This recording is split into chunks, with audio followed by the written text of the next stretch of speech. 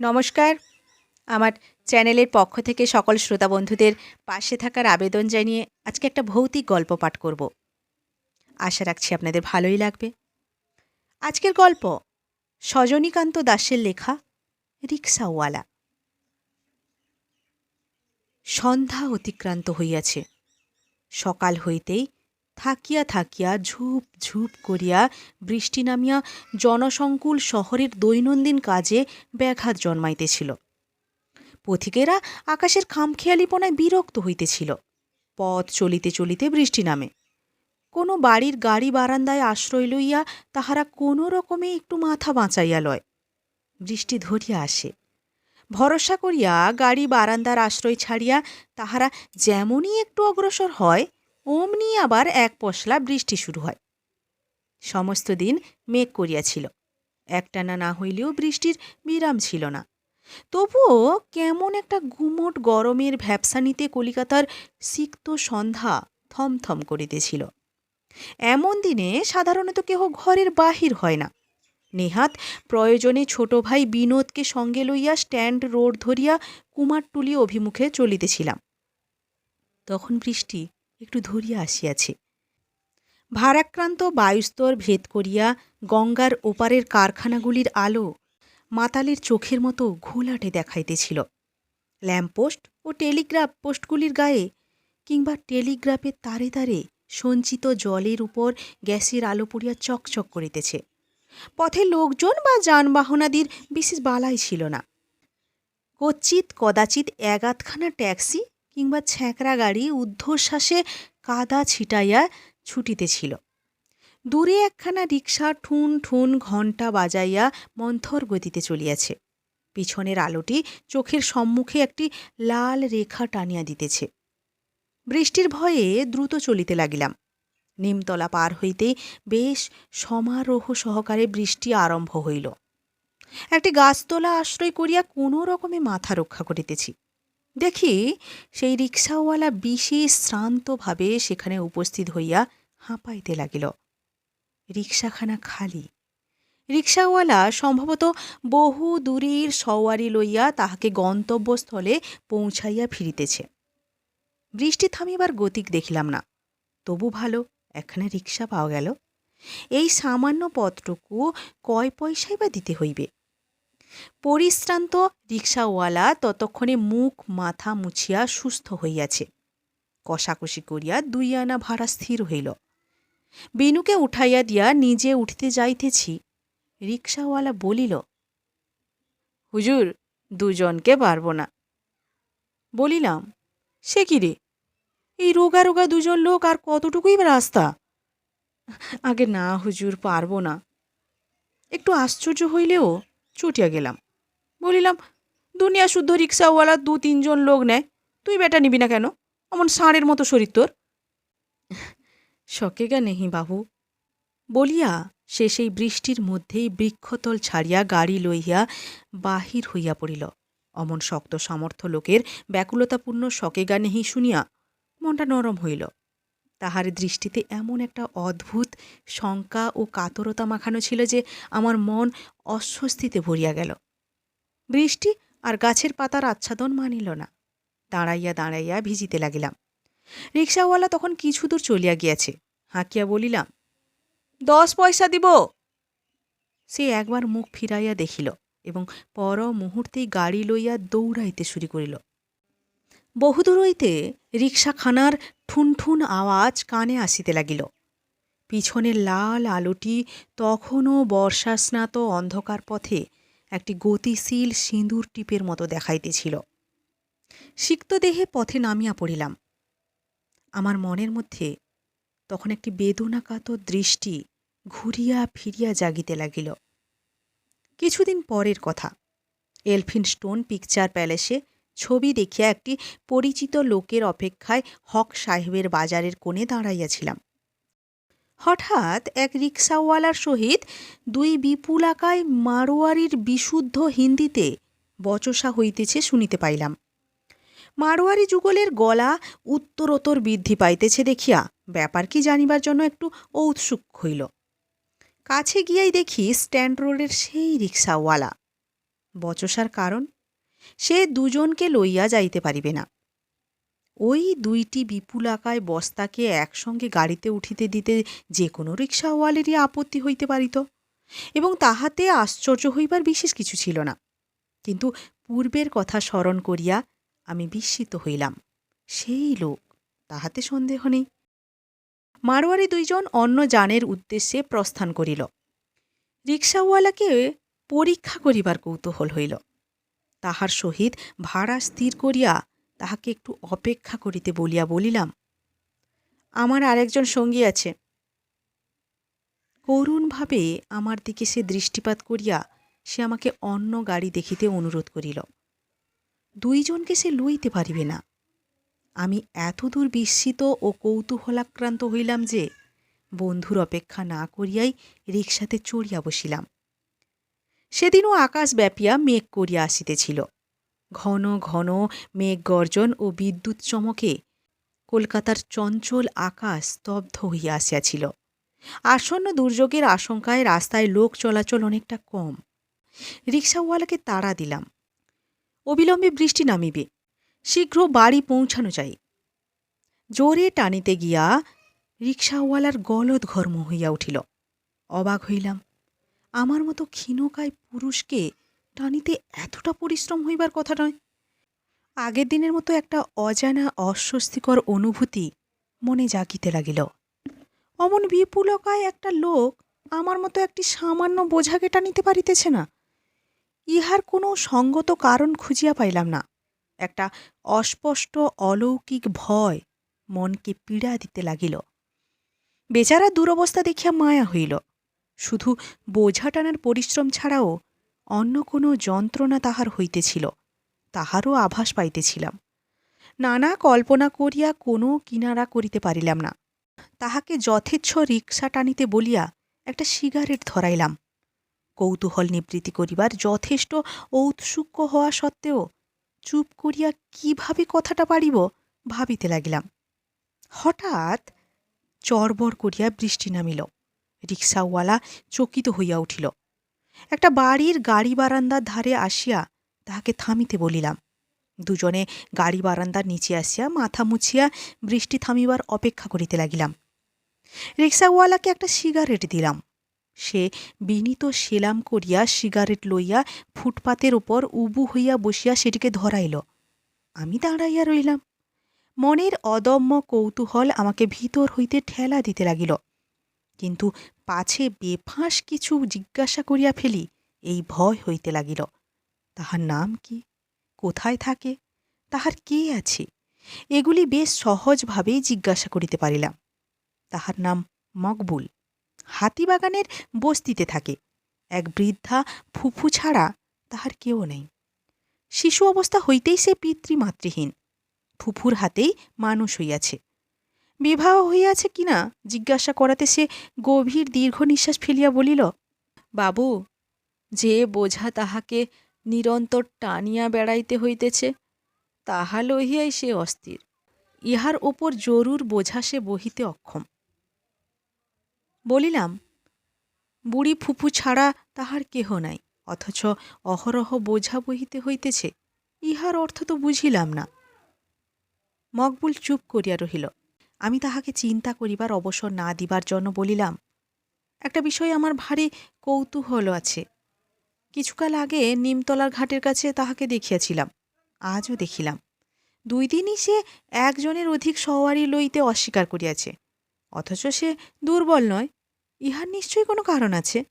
যদি বিশেষ আপত্তি না থাকে তাহা হইলে। মকবুল চমকিয়া উঠিল। তাহার মুখ অস্বাভাবিক রকম বিবর্ণ হইয়া গেল। হাত দিয়া মাথার রক টিপিতে টিপিতে সে বলিল, বাবু, সে বড় ভয়ানক কথা। সে কথা মনে হইলেই সে আতঙ্কে শিহরিয়া ওঠে। তাহার বুকের তাজা রক্ত হিম হইয়া যায়। মুখে সে কথা প্রকাশ করিব কেমন করিয়া?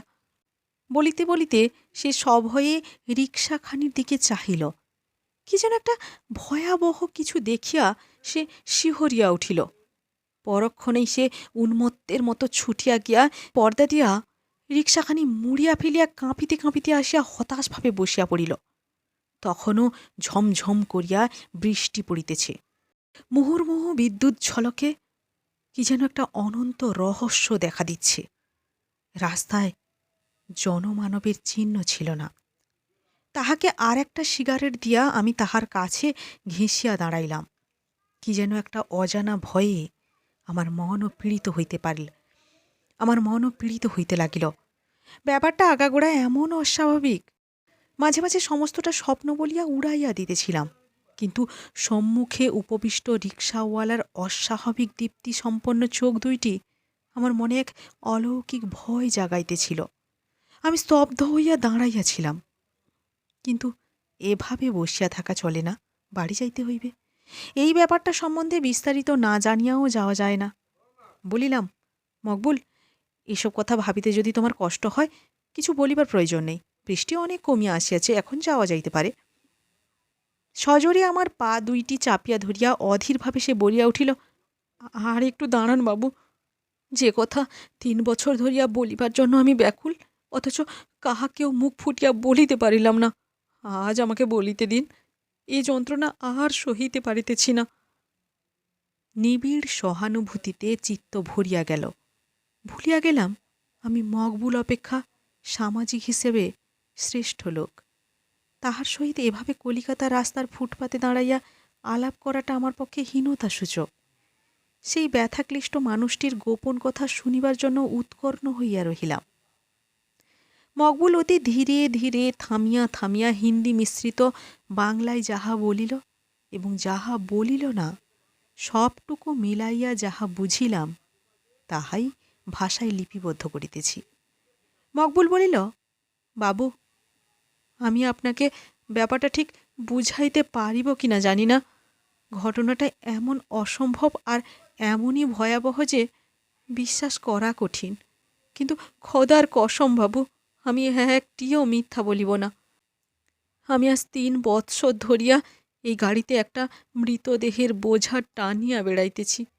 একজনের অধিক লোককে গাড়িতে তুলিয়া টানিতে পারিব কেমন করিয়া? আর একজন যে নিরন্তর আমার গাড়িতে বসিয়া আছে, তাহার নড়িবার শক্তি নেই। আমি তাহাকে বহন করিয়া চলিতেছি। ইহার হাত হইতে আমার নিস্তার নেই। মৃতদেহ পচিয়া ভারী হইয়া গিয়াছে। আমি অহরহ দুর্গন্ধে অস্থির হইতেছি। মৃতদেহের ভার টানিয়া টানিয়া আমার সবল দেহ জীর্ণ হইয়া আসিল। এই অদৃশ্য সব দেহের ভারে আমি জর্জরিত হইয়া পড়িয়াছি। আমি আর বাঁচিব না বাবু। মনে হইল উপকথা শুনিতেছি। মনে হইল কলিকাতার আবেষ্টনী ধোঁয়া হইয়া কোথায় মিলাইয়া গিয়াছে। জনশূন্য মরুভূমির মাঝখানে আমরা দুইজনে পড়িয়া আছি। এক অদ্ভুত অনুভূতিতে আমার সমস্ত চেতনা বিলুপ্ত প্রায় হইল। আমি স্তব্ধ হইয়া শুনিতে লাগিলাম। 3 বছর আগেকার কথা। সেদিন প্রবল বর্ষণে কলিকাতার শহর জলধারার আবরণে বিলুপ্ত হইয়াছিল। রাত্রি 9টা-10টার সময় আমি এই গাড়িখানা লইয়া হাওড়া স্টেশনে সওয়ারির প্রতীক্ষা করিতেছিলাম। সেখানে 2-4 জন মাত্র গাড়ি ছিল। লোকের ভিড় ছিল না বলিলেই হয়। অমন দিনে সাধারণত কুকুর বিড়ালেরাও বাড়ির বাহির হয় না, কিন্তু অভাব যাহাদিগকে পীড়া দেয়, তাহারা কুকুর বিড়ালেরও অধম। আমি বিবাহ করিবার লোভে অর্থ সঞ্চয় করিতেছিলাম।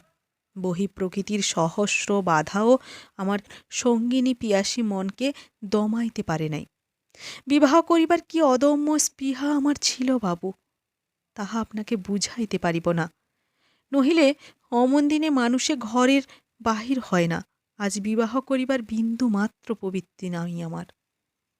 প্রতি মুহূর্তেই আমার শরীরের রক্ত জল হইয়া আসিতেছে। আমি আর বেশি দিন বাঁচলে পাগল হইয়া যাইব। শুধু ফুফুর মৃত্যুর প্রতীক্ষা করিতেছি। সে আমার এই অবস্থার কথা জানিতে পারিলে কষ্ট পাইবে। মকবুল আবার চুপ করিল। যাহা শুনিতেছিলাম তাহা পরিষ্কার ধারণা করার মতো শক্তি আমার ছিল না। জলের ঝাপটা লাগিয়া সর্বাঙ্গ ভিজিয়া গেল। অন্ধকার আকাশে তীব্র বিদ্যুৎ স্ফুরণ হইতে লাগিল। কলিকাতার ঘরবাড়ি লেপিয়া মুছিয়া গিয়াছে। আকাশের নিচে গ্যাসের স্তিমিত আলোকে আমরা দুইটি প্রাণী এক অজানিত রহস্যলোকের দ্বার উন্মোচন করিবার ব্যর্থ প্রয়াস করিতেছি। সওয়ারি জুটিল 2 জন। প্রচুর ভাড়া চাইলাম। তাহারা তাহাতেই স্বীকৃত হইল। দুইজনের কেহই প্রকৃতস্থ ছিল না। একজন নেশায় একেবারে চুর হইয়াছিল, অন্যজনের তখনও হুঁশ ছিল। এই ঝমঝম বৃষ্টির মধ্যেই বাগবাজার পর্যন্ত যাইতে হইবে। সওয়ারি দুইজন ভিতরে বসিল। আমি ভালো করিয়া পর্দা মুড়িয়া দিলাম। গঙ্গার ধারে ধারে সোজা উত্তর দিকে চড়িতে লাগিলাম। দোকানপাট সব বন্ধ হইয়া গিয়াছে। একটা পানের দোকানে এক উড়িয়া বামুন সুর করিয়া কি পড়িতেছিল। রাস্তার এখানে ওখানে দুই একজন লোক চলিতেছিল। গাড়ি ঘোড়া একেবারেই ছিল না। আমি নির্বিঘ্নে পথের মাঝখান দিয়ে রিক্সা টানিয়া লইয়া চলিলাম। কুমারটুলির কাছাকাছি গিয়া জিজ্ঞাসা করিলাম, আর কতদূর যাইতে হইবে? উত্তর পাইলাম, সিধা চালাও। আমার সর্বাঙ্গ ভিজিয়া গিয়াছিল। পরিশ্রমী আর ক্লান্তিতে চোখ ঘুমে জড়াইয়া আসিতেছিল। মনে হইতেছিল আর টানিতে পারিব না। এমন সময়ে পর্দা ঠেলিয়া এক বাবু আমার হাতে পয়সা দিয়া এক বাক্স সিগারেট আনিতে বলিলেন। একটা গাছতলায় গাড়ি রাখিয়া সিগারেট আনিতে গেলাম। কাছাকাছি দোকান ছিল না। এদিক ওদিক ঘুরিয়া একটি বিড়ির দোকানের সন্ধান পাইলাম। সিগারেট কিনিয়া ফিরিয়া আসিয়া হাঁকিয়া বাবুদের সিগারেটের বাক্স লইতে বলিলাম। কেহ উত্তর দিল না। ভাবিলাম মাতালবাবুরা ঘুমাইয়া পড়িয়াছে। তেরোপলের পর্দা তুলিয়া সিগারেট দিতে গিয়া এক ভয়াবহ দৃশ্য দেখিয়া মূর্ছিত প্রায় হইলাম। বাবু, সেই মুহূর্ত হইতে আমার জীবনের সমস্ত শান্তি অন্তর্হিত হইয়াছে। কাহার পাপের বোঝা মাথায় লইয়া আমি আজ ৩ বৎসর কাল প্রায়শ্চিত্ত করিয়া ফিরিতেছি জানি না। আর কত কাল এই যন্ত্রণা সহিতে হইবে খোদা তালাই বলিতে পারেন। সামান্য আলো আসিতেছিল। দূরে গ্যাস পোস্ট, গাছের তলে বেশ একটু অন্ধকার। বৃষ্টির বিরাম ছিল না। পর্দা তুলিয়া সেই অস্পষ্ট আলোকে দেখিলাম গাড়িতে একজন মাত্র লোক, মুখ বাঁধা, বুক দিয়া দরদর রক্ত পড়িতেছে। সর্বাঙ্গ রক্তে ভিজিয়া গিয়াছে। প্রাণ আছে বলিয়া মনে হইল না। কেমন করিয়া কি হইল প্রথমটা কিছু ঠাহর করিতে পারিলাম না। বিমূঢ় হইয়া দাঁড়াইয়া ঘামিতে লাগিলাম। ধীরে ধীরে চেতনা ফিরিয়া আসিল। মনে ভীষণ ভয় হইতে লাগিল। চোখের সম্মুখে ফাঁসি কাষ্টের ভয়াবহ দৃশ্য ফুটিয়া উঠিল। সমস্ত দোষটা আমার ঘাড়ি যে চাপিবে তাহার সন্দেহ নাই। আমার কথা কে বিশ্বাস করিবে? বুঝিলাম অন্য লোকটি মুখ বাঁধিয়া ছোড়ার আঘাতে এই লোকটিকে হত্যা করিয়া পালাইয়াছে। তাহাকে ধরিবার কোনো উপায়ও নেই। তাহার চেহারাটাও মনে আসিল না। লোকটা নিশ্চয়ই মরিয়া গিয়াছে। গায়ে হাত দিয়া দেখিলাম, তখনও গরম। ভাবিলাম কোনো হাসপাতালে লইয়া যাই, চিৎকার করিয়া লোক জড়ো করি। কিন্তু সাহস হইল না। তাজা খুন দেখিয়া ভয়ে আমি তখন হিতাহিত জ্ঞানশূন্য। আত্মরক্ষা করার কথাটাই আমার প্রথমে মনে হইল। সভয়ে চারিদিকে চাহিয়া মরণাপন্ন লোকটিকে, মৃত বা মরণাপন্ন দেহটি সেই বৃক্ষতলে ফেলিয়া রাখিয়া গাড়ি লইয়া ঊর্ধ্বশ্বাসে পলায়ন করিলাম। কেমন করিয়া বাড়ি ফিরিয়া আসিলাম, কেমন করিয়া সেই রাত্রিতেই গাড়িখানি ধুইয়া মুছিয়া আস্তা বলে রাখলাম, আমার কিছুই স্মরণ নাই। তারপরে ৭-৮ দিন ধরিয়া আমি দারুণ জ্বরে বেহুঁশ হইয়া পড়িয়াছিলাম। ফুপুর মুখে শুনিয়াছি সে কয়দিন আমি খুন, রক্ত, ফাঁসি ইত্যাদি নানা ভুল বকিয়াছিলাম। সম্পূর্ণ আরোগ্য হইবার পরেও গাড়ি লইয়া বাহির হইতে সাহস হইতেছিল না। গাড়িখানির দিকে নজর দিতেও ভরসা পাইতেছিলাম না। কিন্তু পেট তো চালাইতে হইবে। আবার একদিন সকালে মনের সহিত অনেক যুদ্ধ করিয়া গাড়িখানি বাহির করিতে গেলাম। গাড়িতে হাত দেওয়া মাত্র মনটা ছেঁত করিয়া উঠিল। রক্তে চিহ্নমাত্র ছিল না, তবু যেন রক্ত দেখিতে পাইলাম। মনের দুর্বলতা জোর করিয়া উড়াইয়া দিয়া গাড়ি লইয়া বাহির হইলাম। সওয়ারি জুটিল। মাঝে মাঝে গা ছমছম করিতেছিল বটে, কিন্তু দিনের আলোয় লোকের ভিড়ে সে ভাব বেশিক্ষণ মনে থাকিতে পায় নাই। থাকিয়া থাকিয়া মনে হইতেছিল অন্যায় করিয়াছি। লোকটা বাঁচিতে পারিত। বিপদের ভয় না করিয়া যদি তৎক্ষণাৎ কোনো হাসপাতালে তাহাকে লইয়া যাইতাম, হয়তো সে বাঁচিয়া উঠিত। লোকটা যদি মরিয়াই থাকে, নিজেকে তাহার মৃত্যুর কারণ বলিয়া মনে হইতে লাগিল। সে ভাবটাও কাটাইয়া উঠিলাম।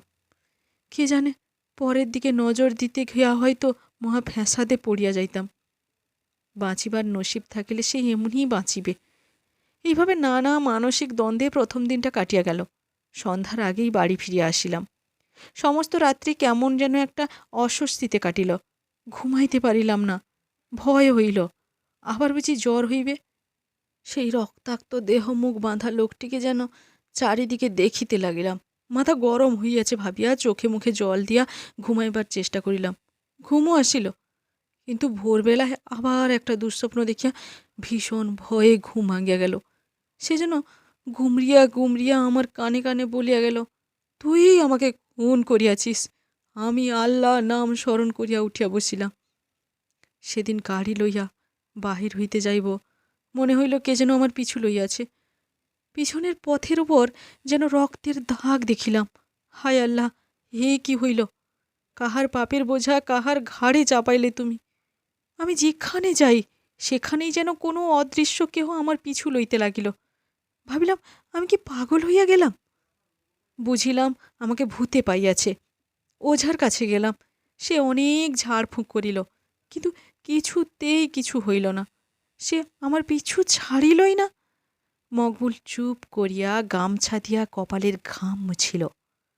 আমার কাছে একটা সিগারেট লইয়া সে সেটাকে ধরাইয়া আবার বলিতে লাগিল, দুই একদিন পরে সন্ধ্যার সময় হেদুয়ার মোড়ে দাঁড়াইয়াছিলাম। এমন সময় বৃষ্টি নামিল। বৃষ্টি হইতে বাঁচাইবার জন্য গাড়িখানা তেরপল মুড়ি দিতে যাইতেছি, দেখি পিছনে পিছনে কে যেন আসিতেছে। ফিরিয়া তাকাইলাম, কেউ নাই। তাড়াতাড়ি গাড়িখানা ঢাকিয়া বাড়ি ফিরিবার ইচ্ছা হইল। গাড়ির ছপ্পর হইতে পর্দাখানা ফেলিতে যাইব, দেখি গাড়ির ভিতরে সে বসিয়া, মুখ বাঁধা, বুক দিয়া রক্ত গড়াইতেছে। ভয়ে শিওরিয়া উঠিয়া পর্দা ফেলিয়া দিয়া মূর্ছিতের মতো সেখানে বসিয়া পড়িলাম। আমার এই অদ্ভুত যন্ত্রণার কথা আপনাকে কেমন করিয়া জানাইব বাবু? আপনি কি বুঝিতে পারিবেন? গাড়ির ভিতর রক্তাক্ত কলেবরে সে নিশ্চয়ই বসিয়াছে। সে হইতে আজ পর্যন্ত ওই গাড়িতেই বসিয়া থাকে সে। আমার পিছনে আর তাহাকে দেখি না। সে নিশ্চিন্ত হইয়া গাড়ির ভিতরেই থাকে। আমি তাহাকে টানিয়া লইয়াই বেড়াই। মকবুল চোখ বুজিয়া চুপ করিয়া রহিল। অনেকক্ষণ ওইভাবে থাকিয়া আবার বলিতে লাগিল, বাবু, সেই দিন হইতে আজ পর্যন্ত ওই মরার বোঝা আমি টানিয়া ফিরিতেছি। একজনের অধিক সওয়ারি, তাই আর টানিতে পারি না। মরা পচিয়া দুর্গন্ধ বাহির হইতেছে। আমাকে তাহাই সঙ্গে করিয়া ফিরিতে হইতেছে। অথচ আল্লাহর দোহাই বাবু, ওই লোকটার মৃত্যুতে জ্ঞানও তো আমার কোনো অপরাধ নাই। আমি ওই নিরক্ষর লোকটিকে কি সান্ত্বনা দিব? চুপ করিয়া রহিলাম।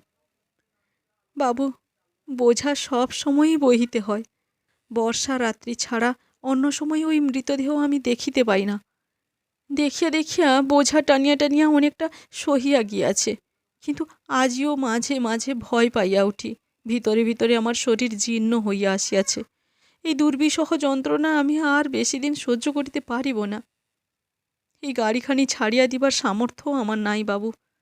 এক অদৃশ্য শক্তি আমাকে ইহার সহিত জুড়িয়া দিয়াছে। আমি তাহার কাছে সম্পূর্ণ শক্তিহীন। আজ 3 বৎসর ধরিয়া আমার এই ভীষণ কর্তব্য আরম্ভ হইয়াছে। কবে শেষ হইবে খোদা তালাই জানেন। মকবুল উঠিয়া দাঁড়াইল, বলিল, বৃষ্টি ধরিয়া আসিয়াছে বাবু, আপনি গাড়িতে বসুন। আমি পরদিন তাহাকে আমার সহিত দেখা করিতে বলিব কিনা ভাবিতে ভাবিতে গাড়ির নিকট গেলাম। মকবুল মুখ ফিরাইয়া কম্পিত হস্তে পর্দাখানি তুলিয়া ধরিল। আমি ভিতরে বসিতেই সে পর্দাখানি ফেলিয়া দিয়া গাড়ি টানিতে শুরু করিল। পর্দা ফেলা অন্ধকার রিক্সাখানির ভিতর বসিতেই আমার গা ছমছম করিতে লাগিল। আমিও যেন আমার অত্যন্ত গা ঘেঁষিয়া এক অদৃশ্য রক্তাক্ত মৃতদেহ দেখিতে পাইলাম।